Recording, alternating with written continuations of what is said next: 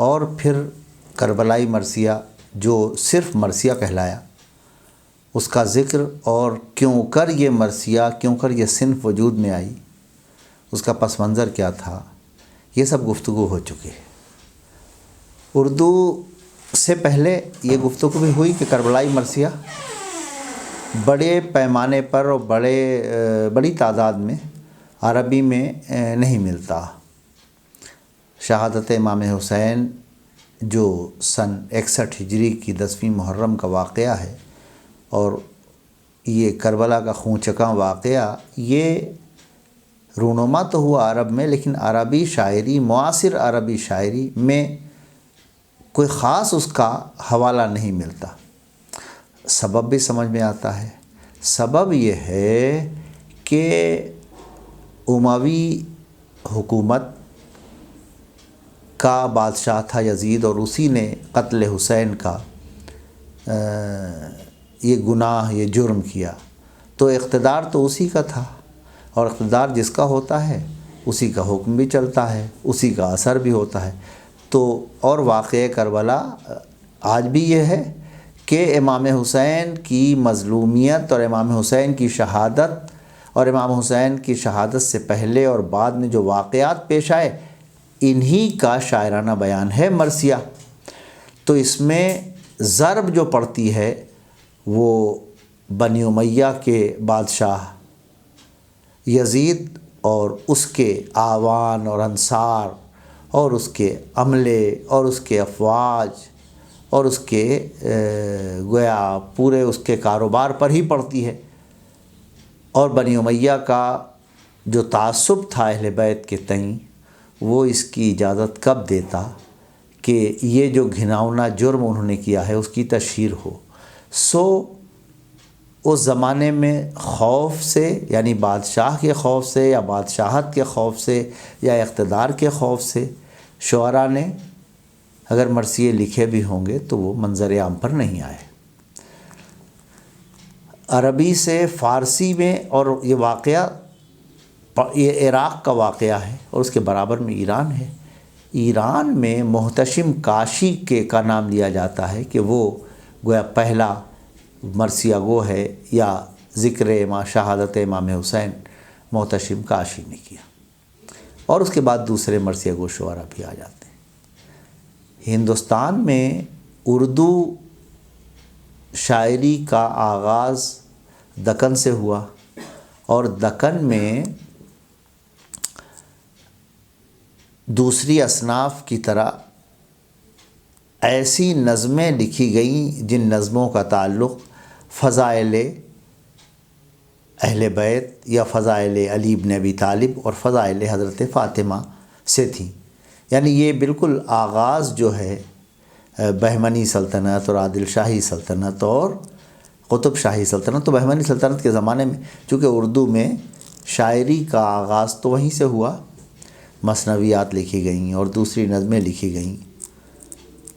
اور مثنویات کو باقاعدہ باضابطہ فروغ ہوا، لیکن اس کے بعد دکن کے کئی شعراء نے مرثیے بھی لکھے۔ کئی بادشاہوں نے، عادل شاہ کا تو شاہی تخلص تھا اور اس نے مرثیے لکھے ہیں، اس کے کلیات میں مرثیے موجود ہیں، اور اس نے مرثیوں کو لحن میں اور مرثیوں کو سوز کے ساتھ پڑھنے، یعنی ترنم سے پڑھنے کا بھی ایک خاص طریقہ کار رکھا کہ اس کے مراثی پر یہ ہدایت بھی درج ہے کہ یہ مراثی کس راگ میں پڑھے جائیں گے۔ تو مراثی کے اوپر راگوں کے نام لکھے ہیں، کامود اور بھوپالی اور اہلیہ بلاول اور وغیرہ وغیرہ۔ تو اس طرح سے، اور اس کے بعد بھی شعراء مرثیے کہتے رہے، لیکن مرثیے کی ہیئت وہی تھی جو قصیدے کی تھی، مرثیے کی ہیئت وہی تھی جو مثنوی کی تھی، مرثیے کی ہیئت وہی تھی جو پابند نظم کی تھی، 2 بیتی اور مربع یعنی 4 مصرے اور مخمس یعنی 5 مصرے، اسی طرح پھر دوہرے بند یعنی 4 مصروں کے 2 بند ایک ساتھ، اس طرح کی ہیئتوں میں مرثیے لکھے لیکن مقصد اس کا جو تھا وہ مقصد شہادت حسین اور پیغام حسین اور مظلومیت حسین پر گریہ کرنا اور نوحہ کرنا تھا۔ پھر مرثیہ وہاں سے شمالی ہندوستان میں آیا اور شمالی ہندوستان میں مرثیے نے ایک نئی جہت، ایک نیا رخ اپنا لیا۔ قدیم مرثیہ گویوں میں، 18ویں صدی کے مرثیہ گویوں میں سکندر اور میر محمد مہدی غمگین اور حزین اور مسکین، یہ 3 بھائی تھے اور تینوں مرثیہ کہتے تھے اور تینوں کے مراثی ملتے ہیں۔ اور میر گھاسی یہ وہ شعراء ہیں جو ہمارے ان شعراء سے پہلے جن کے نام باقاعدہ ہماری تاریخ ادب اردو میں مختلف حیثیتوں سے اہمیت رکھتے ہیں، مثلاً سودا، مثلاً میر، مثلاً قائم چاند پوری، ان سے پہلے کے یہ وہ شعراء ہیں کہ جن کے حوالے یا جن کے اسماء ہم نے آپ کے سامنے ذکر کیے۔ سودا نے مرثیہ لکھا۔ سودا جتنا باکمال قصیدہ گو ہے، جتنا بڑا شاعر ہے، اور اس کا ایک مرثیہ بہت مشہور ہے جس کی بیت ہے: قاسمہ مرگے جوانانہ مبارک باشد، غمی خانہ بہر خانہ مبارک باشد۔ آپ دیکھیں کہ گریہ پیدا کرنے اور المیہ اظہار کی اس سے بہتر صورت کیا ہو سکتی ہے کہ ایک جوانہ مرگ دولہا کی شادی کا ذکر کیا جائے۔ حضرت قاسم جو حضرت امام حسن مجتبیٰ کے بیٹے ہیں، ان کے بارے میں روایت کی جاتی ہے کہ ان کا نکاح حضرت فاطمہ کبریٰ سے ہوا۔ تو یہ تو ایک روایت ہے، ایک واقعہ ہے، لیکن ہندوستانی مرثیہ گویوں نے اس واقعے کو اپنی شاعری میں برت کے غم کا، الم کا، گریے کا، نوحے کا، ماتم کا ایک عجیب و غریب ماحول بنایا ہے اور ایک عجیب و غریب فضا پیدا کی ہے، اور اس میں کامیاب بھی وہ ہوئے۔ آپ تصور کیجئے کہ کوئی جوان، نہایت عمدہ صحت اور عافیت والا اور بہت اعلیٰ خاندان، اور رات میں تو دولہا بنتا ہے وہ، اور صبح جو ہے وہ اس کی شہادت، اور شہادت بھی اس طرح کہ اس کا جسم ذبح کرنے کے بعد گھوڑوں سے پامال بھی کیا جاتا ہے۔ اور تو اس کی ماں کے جذبات، اس کی بہنوں کے جذبات، اس کی بیوی جو تازہ بیوی بنی اور فوراً بیوہ ہو گئی، اس کے جذبات، اور ہندوستانی پس منظر میں کس قدر درد اور کس قدر الم اور کس قدر غم کا اپنے اندر رکھتے ہیں مادہ، یہ تو مرثیوں کی مقبولیت اور مرثیوں کی پسندیدگی سے اس کا اندازہ لگایا جا سکتا ہے۔ قائم چاند میر تقی میر نے، سودا نے مسدس کی ہیئت کو پہلی مرتبہ استعمال کیا۔ محققین میں اس بات پر بحث تھی کہ سکندر پہلے مسدس میں مرثیہ کہنے والے ہیں یا سودا، لیکن بعد میں تحقیق نے ثابت کر دیا کہ نہیں، مرزا محمد رفیع سودا ہی نے اسے مسدس کی ہیئت کو میں استعمال کیا، اور مسدس کی ہیئت ایسے مرثیے کے لیے استعمال ہوئی کہ پھر وہ مرثیے کے لیے ناگزیر بن گئی۔ اس کے بعد دوسرے شعراء نے، لیکن میر نے مربع، ان کی جو مرثیے کی مثالیں اور نمونے ملتے ہیں اس میں مربع کی شکلیں اختیار کی۔ قائم چاند پوری نے سلام بھی کہے اور مرثیے بھی، اور رسائی شاعری کی جو شکلیں ہیں ان میں مرثیہ جو طویل بیانیہ نظم ہے، جس میں سب چیزیں ہیں، رزم بھی ہے، بزم بھی ہے، اور اس کے علاوہ مختصر اصناف بھی ہیں۔ چھوٹے مرثیے کہے گئے تو وہ مرثیے جو ہیں وہ لحن سے پڑھنے کے لیے بالالتزام کہے گئے، انہیں سوز کہا گیا۔ اس طرح کا ایک مرثیہ بہت مشہور ہے جو انیس کا مرثیہ ہے، جس کے بارے میں کئی ناقدوں کا خیال ہے کہ یہ ایک مصرع ہی کافی تھا، انیس کو تو مرثیہ لکھنے کی ضرورت نہیں تھی۔ اور ہمارے ہندوستان میں رواج ہے کہ سوز کے مقام پر مجلسوں کے آغاز میں سوز کے نام سے سب سے زیادہ یہ مرثیہ پسندیدہ کے ساتھ پڑھا جاتا ہے، اور گریہ اس پر بہت ہوتا ہے۔ مصرع ہے کہ آج شبیر پا کیا عالم تنہائی ہے۔ اب یہ صرف ایک مصرع ہے، لیکن آپ ذرا سا تصور کریں اس شخص کا جو بھرا پورا خاندان لے کے آیا ہو، جو خیل لے کے آیا ہو، جو اولاد لے کے آیا ہو، جو احباب لے کے آیا ہو، جس کے پاس ایک بہت زبردست پس منظر ہو، اور وہ اپنے تمام ساتھیوں کو امام حسین کا جو المیہ ہے اس واقعہ کربلا کا وہ یہی ہے کہ ایک دن میں فجر عاشور سے عصر عاشور تک ہر رشتے کی طرف سے امام حسین کو بحیثیت انسان سوچیں تو غم کا سامنا کرنا پڑا۔ مہمان حر شہید ہوا، دوست حبیب بن مظاہر شہید ہوئے، ساتھی زہیر قین شہید ہوئے، بھائی عباس علمدار شہید ہوئے، بھتیجا قاسم شہید ہوئے، بیٹے علی اکبر اور علی اصغر شہید ہوئے، بھانجے اون و محمد شہید ہوئے۔ اب بھانجوں کی ماں یعنی بہن کے جذبات، بیٹوں کی ماں یعنی بیوی کے جذبات، بھتیجے کی ماں یعنی بھائی کی بیوہ کے جذبات، بھائی کی بیوی یعنی آپ دیکھیں کہ ہر رشتے کی جذباتی جو معاملات ہیں اور ان کے جذبات ہیں، ان کا اور ان کی تکلیف کا سامنا اکیلے امام حسین کو کرنا پڑا، اور ظہر کے وقت وہ تنہا تھے۔ اور اب اس تنہائی کو اس طرح بیان کر رہا ہے شاعر کہ آج شبیر پا کیا عالم تنہائی ہے۔ تو ناقدین یہ کہنے میں حق بجانب ہیں کہ اس مرثیے کے لیے تو اور زیادہ بیتوں اور زیادہ اشعار کی ضرورت نہیں تھی، یہ ایک مصرع ہی مکمل مرثیہ ہے۔ خیر، تو سودا کے بعد بھی یہ سلسلہ چلتا رہا۔ سودا نے اس کی ہیئت مسدس میں اس طرح بنائی یا اس طرح اس کی ہیئت کو قرار دیا یا مسدس کو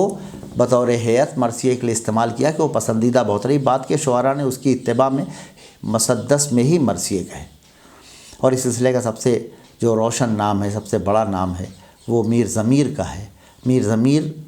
کے مرثیے کی بہت شہرت ہے، مسدس میں مرثیے کہے، اور جو سودا کی طرف سے سلسلہ تھا اس کو اور زیادہ مرتب کر کے اور زیادہ سلیقے کر کے اس نے، اور اجزائے ترکیبی جس طرح سے دوسرے اصناف میں ہوتے ہیں ویسے ہی مرثیے کے اجزائے ترکیبی طے کر دیے۔ معلوم ہے آپ کو بھی، میں پھر ایک مرتبہ دہرائے دیتا ہوں کہ مرثیے کے اجزائے ترکیبی میں چہرہ، سراپا، رخصت، آمد، رجز، جنگ، شہادت، بین اور اس کے بعد پھر دعا، یہ ہیں وہ اجزائے ترکیبی جو مرثیے میں میر ضمیر نے باقاعدہ طے کیے، اور اس کے بعد ان میں کوئی کمی و اضافہ نہیں ہوا، آج تک تقریباً یہی ہے۔ میر انیس کے بعد یہ ہوا کہ اس مرثیے میں ساقی نامہ بھی ہونا چاہیے، تو ایک دو شعراء نے اور کچھ شعراء نے، جدید مرثیے میں بھی کچھ شعراء نے ساقی نامے کو بھی استعمال کیا، یعنی چہرہ اور سراپا کے بعد یا چہرے کے درمیان ہی سراپا سے پہلے ساقی نامہ جو قصیدوں میں بھی ہوتا ہے اور دوسرے اصناف میں بھی، ان کا استعمال کیا۔ اور اس کے بعد میر ضمیر نے اس کے بعد میر مستحسن خلیق، ان لوگوں نے اس کو اور زیادہ قائم کرنے میں تعاون کیا، اپنی بہترین صلاحیتوں کا اظہار کیا اور بہت عمدہ۔ اس بیچ سرکاری سرپرستی بھی حاصل رہی، اور مرثیہ دکن سے شمال اور شمال سے شمالی ہند کی سب سے آسودہ حال ریاست، جہاں سب شعراء آہستہ آہستہ جمع ہو رہے تھے، اور وہ ریاست اودھ تھی، وہاں پہنچ گئے اور وہیں مرثیے کو سب سے زیادہ فروغ ہوا۔ اور وہ میر مستحسن خلیق کا میں نے نام لیا، یہ میر حسن کے بیٹے ہیں، میر زاہد کے پوتے ہیں، اور خلیق ہی کے بیٹے ہیں میر ببر علی انیس۔ انیس کا مطلب ہے مرثیے کو بام عروج پر پہنچانے والا شاعر، اور انیس ہی کے ایک معاصر ہیں مرزا سلامت علی دبیر۔ ایک ہی زمانے میں یہ دو باکمال شعراء جنہوں نے مرثیے کو زمین سے آسمان پر پہنچا دیا۔ مرثیے میں جتنے امکانات تھے ان تمام امکانات کو، اور مرثیے میں زبان کی استعمال کے جو امکانات تھے ان تمام کے امکانات کو بروئے کار لا کے مرثیے کو ایسے مقام پر پہنچا دیا کہ عالمی شاعری میں ہندوستانی صنف شاعری اور اردو صنف شاعری کی سب سے نمائندہ گویا بن گئی۔ آپ تصور کریں کہ انیس کے یہاں اور دبیر کے یہاں، ان دونوں کے یہاں جو اہتمام ہے مرثیہ گوئی میں، وہ اہتمام ان سے پہلے کہیں نہیں ملتا۔ اور پھر ایک دو نہیں، سینکڑوں مرثیے انیس کے مرثیوں کے بہت مجموعے بازار میں آپ کو مل جائیں گے۔ سید مسعود حسن رضوی ادیب نے انیسیات پر بہت کام کیا ہے اور ان کے بہت سارے مرثیے جمع کر کے شائع کیے ہیں۔ صالحہ عابد حسین نے انیس کے مراثی مرتب کر کے شائع کیے ہیں، اور پروفیسر سید مسعود حسن رضوی ادیب کے بہت لائق و فائق بیٹے پروفیسر نیر مسعود نے انیس سوانح نامی کتاب لکھ کے قیامت کر دی۔ یعنی سوانح کے حوالے سے، تحقیقی کتاب کے حوالے سے، اپنی زبان کے حوالے سے، صحت واقعات کے حوالے سے وہ کتاب خاص اہمیت رکھتی ہے، انیس سوانح۔ اس کے علاوہ بہت ساری کتابیں ہیں جن میں آپ اردو مرثیے کی تاریخ، اردو مرثیے کا ارتقاء اور اردو مرثیے کا سماجی و تہذیبی پس منظر سب چیزیں پڑھ سکتے ہیں۔ میں ایک دو کتابوں کے نام، شمالی ہند میں اردو مرثیے کا ارتقاء پروفیسر مسیح الزماں کی کتاب ہے۔ اردو مرثیہ سفارش حسین کی کتاب ہے۔ غیر مسلم مرثیہ کو یہ سید امجد حسین کی کتاب ہے، اور اس کے علاوہ ڈاکٹر اسد اریب کی کتاب ہے اردو مرثیے کی سرگزشت۔ اس کے علاوہ پروفیسر شارب رضولوی، پروفیسر فضل امام اور ان لوگوں نے مراثی کے بارے میں، شمس الرحمن فاروقی نے مراثی اور انیس کے مراثی پر بطور خاص بہت اہتمام کے ساتھ لکھا ہے اور انیس کو داد دی ہے۔ انیس کے لفظیاتی نظام، انیس کے ہاں الفاظ کے برتاؤ، انیس کے ہاں واقعے کو پیش کرنے کے طریقہ کار، اس پر بہت خوبصورت گفتگو شمس الرحمن فاروقی نے کی ہے۔ انیس کا امتیاز عجیب و غریب ہے کہ انیس نے رزم اور بزم جو بھی منظر کشی کی ہے، ایسا لگتا ہے کہ انیس نے ہم کو اپنے الفاظ کے ذریعے واقعہ کربلا میں لے جا کے کھڑا کر دیا ہے، اس کا عینی شاہد بنا دیا ہے۔ انیس مرثیہ پڑھتے بھی بہت قیامت کا تھے۔ انیس کے بارے میں کہا جاتا ہے کہ انہوں نے ایک مرتبہ ایک مرثیہ پڑھا جس میں ایک مصرع تھا کہ وہ گرد اڑی، وہ جگر بندے بوتراب آیا۔ تو جس طرح سے انیس نے ادا کر کے اشارہ کیا تھا، لوگ پلٹ کے دیکھنے لگے، ایسا لگا جیسے امام حسین تشریف لے آئے ہوں۔ آپ ذرا تصور کریں، اسی کو ناقدین نے ڈرامائیت کہا ہے کہ مرثیے میں ڈرامائی عناصر جو ہیں وہی بہت زبردست ہوتے ہیں۔ اور مرثیے میں جو میں نے آپ سے اس سے پہلے بھی بتایا ہے کہ جو صورتحال اس کی ہوتی ہے، جو رشتوں کا بیان ہے، وہی بہت عجیب و غریب ہے۔ پھر جو رسوم اور رواج ہیں ان کو جس طرح پیش کیا ہے وہ بھی، اور پھر مختلف جذبات، باپ کے جذبات بیٹے کے لیے، بیٹی کے جذبات باپ کے لیے، بہن کے جذبات بھائی کے لیے، اور غلام کے جذبات آقا کے لیے، اب ان سب کا بیان جس طرح کیا ہے وہ بہت ہی قیامت کا ہے۔ اور مرثیے جس طرح شروع کیے ہیں، چہرہ جنہیں کہتے ہیں، میں آپ کو انیس کا ایک اور دبیر کا ایک چہرہ سناتا ہوں۔ یہ دونوں مراثی وہ ہیں جو بیشتر نصابات میں شامل ہیں۔ انیس کا معروف مرثیہ ہے کہ جب قطع کی مسافت شب آفتاب نے، جلوہ کیا سحر کے رخ بے حجاب نے، اور دیکھا سوئے فلک شہ گردوں رکاب نے، مڑ کر صدا رفیقوں کو دی اس جناب نے، آخر حرا اٹھو فریضۂ سحری کو ادا کرو، آخر حیرات حمد و ثنائے خدا کرو، وغیرہ وغیرہ۔ دبیر کا بہت معروف مرثیہ ہے اور اس کا انداز الگ ہے۔ علامہ شبلی نعمانی کا نام تو رہ ہی گیا۔ موازنہ انیس و دبیر، انہوں نے انیس اور دبیر دونوں کا موازنہ کیا ہے اور موازنہ کر کے اور دونوں کی مرثیہ گوئی اور دونوں کے فن کے بارے میں اپنے خیالات کا اظہار کیا ہے۔ اعتراضات بھی ہوئے، بحثیں بھی ہوئیں، موازنے کا رد بھی لکھا گیا، لیکن موازنہ انیس و دبیر شبلی کی وہ کتاب ہے جو آج بھی حوالے کی کتاب ہے۔ تو انیس دبیر کا مرثیہ، دبیر کے مرثیے کا چہرہ، پیدا شعائے مہر کی مقراض جب ہوئی، پنہاں درازیے پرے طاووس شب ہوئی، اور قطع زلف لیلیے زہرا لقب ہوئی، اور مجنوں صفت قبائے سحر چاک سب ہوئی، اور فکر رفو تھی چرخ ہنرمند کے لیے، دن 4 ٹکڑے ہو گیا پیوند کے لیے۔ تو یہ انیس اور دبیر نے اور کمال کیا ہے لفظی سطح پر بھی اور معنی کی سطح پر بھی۔ شمس فاروقی نے ایک واقعہ لکھا ہے جو انیس کے ہاں رعایتوں کا اور مناسبتوں کا سلسلہ ہے۔ آپ دیکھیے کہ کہتا ہے کہ درد سر ہوتا ہے بے رنگ۔ ہاں، یہ بیت ہی پوری کس قدر اس نے حسن کی تعریف کی ہے، لیکن اصل میں وہ حسن کلام کی اور حسن بیان کی تعریف کر رہا ہے۔ کہتا ہے کہ جی عیب مگر حسن ہے ابرو کے لیے،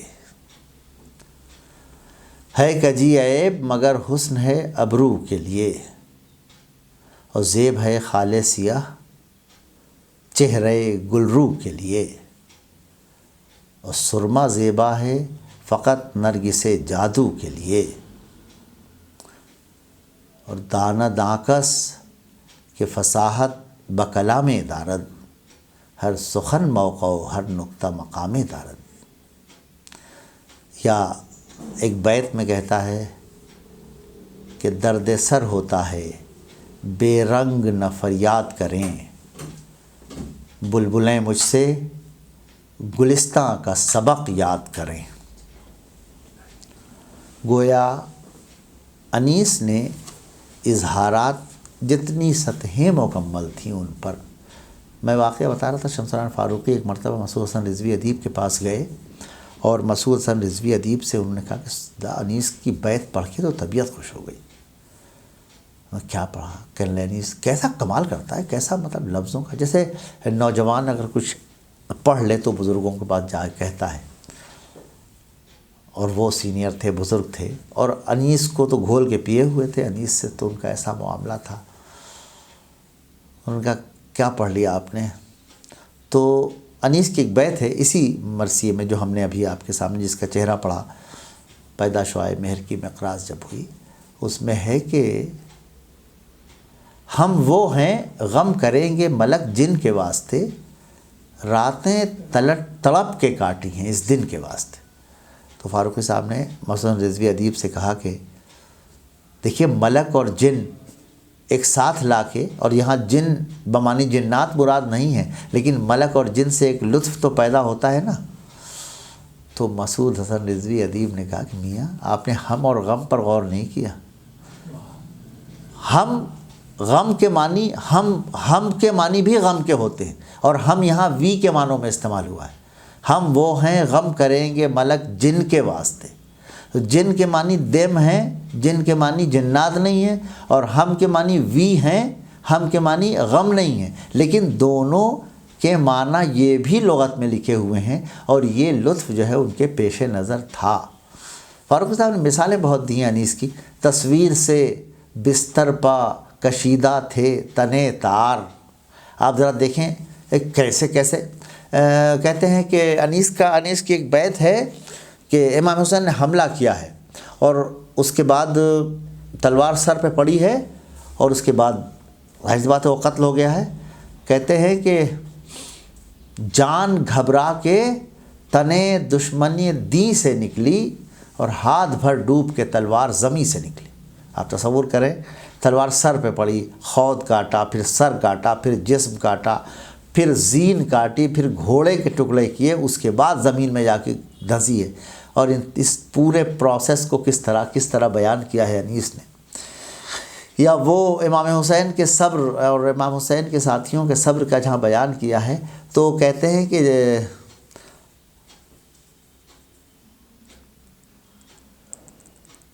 پیاس ایسی تھی کہ آ گئی جاں ہونٹوں پر، اور صابر ایسے تھے کہ پھیلی نہ زباں ہونٹوں پر. تو یہ جو اظہار کی صورت ہے، پھر اس میں ہندوستانیت اس سے پہلے بتا چکا ہے حضرت قاسم کے حوالے سے کہ ہندوستانیت جب اس میں ڈال دی ہے تو پھر وہ اور زیادہ لطف آ گیا. اب ہندوستان میں